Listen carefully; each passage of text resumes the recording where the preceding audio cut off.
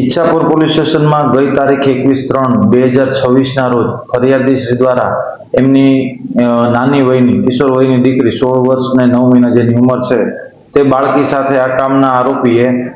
શરીર સંબંધ બાંધેલ હોય, તેને સાથે લઈ ગયેલ હોય, હોટલમાં લઈ ગયેલ હોય અને એની સાથે ઇન્સ્ટા વગેરે સોશિયલ મીડિયા જેવા માધ્યમથી સંપર્ક કરેલ હોય અને એની સાથે વાતચીત કરતો હોય તો તે માટે થઈને પોક્સો એક્ટ અને BNS ની વિવિધ કલમો અંતર્ગત ગુનો દાખલ કરવામાં આવેલો। આ ગુનાની તપાસ દરમિયાન આરોપી અહીંયાથી ઈચ્છાપુર વિસ્તારમાંથી નાસી ગયેલો હતો, જેને સર્વેલન્સ ટીમ દ્વારા ટેકનિકલ સોર્સ અને બાતમીદાર મારફત ધરપકડ કરવામાં આવેલ છે। આ આરોપીના દિન 4ના રિમાન્ડ મંજૂર થયેલા છે। આરોપીનું નામ મોહમ્મદ સાજિદ ઉર્ફે અહદ પઠાણ છે અને તપાસ દરમિયાન આ આરોપીને મદદ કરનાર અન્ય 4 આરોપીની પણ ધરપકડ કરવામાં આવી છે। જે આરોપીઓના નામમાં સૌથી પહેલા છે જામી રાજા શમસુલ શેખ, મોહમ્મદ ખુરશીદ ઉર્ફે સુશીલ મોહમ્મદ રશીદ અને અભય કુમાર પ્રદીપ શર્મા અને મોહમ્મદ તાબીજ મોહમ્મદ જાવેદ પઠાણ, જેમાં મોહમ્મદ તાબીજ પઠાણ જે છે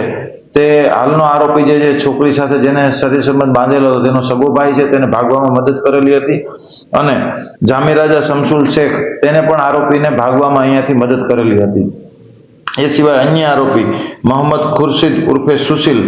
જે આરોપીએ બંને આરોપી તથા ભોગ બનનાર વચ્ચે સંપર્ક કરાવવામાં તથા જ્યારે બંનેનો સંપર્ક ના થઈ શકે ત્યારે એક મેસેન્જરની ભૂમિકા ભજવીને એકબીજાની વાતો